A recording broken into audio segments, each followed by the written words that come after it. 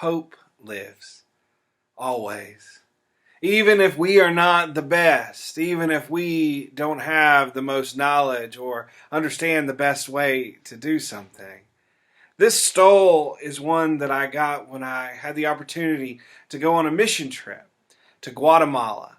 And my team's job while we were there was to construct outhouses for a small village. In that particular area where we were, people were being born with birth defects because of improper and not as good enough sanitation.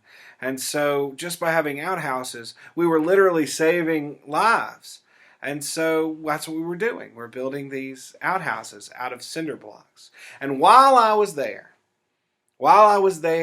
learning how to stack cinder blocks and cut cinder blocks with tools that I was not used to, I was given a lesson that I've continued to remember, a lesson that showed me that I don't always know the right way or the best way to do anything.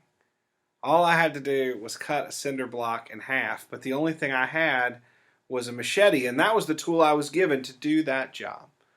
And so the gentleman who gave me the tool through a translator asked me to cut this cinder block in half. And so I started with all kinds of methods trying to make this work.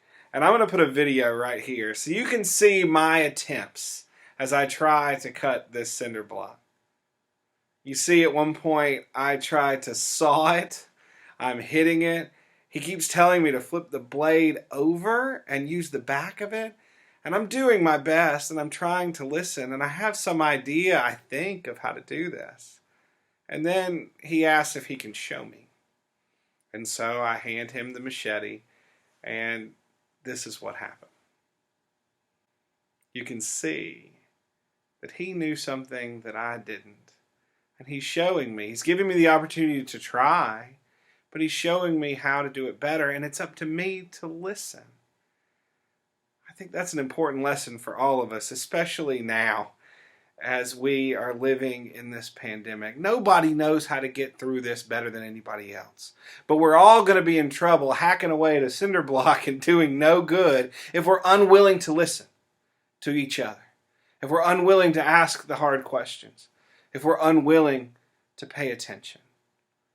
So that's my hope today.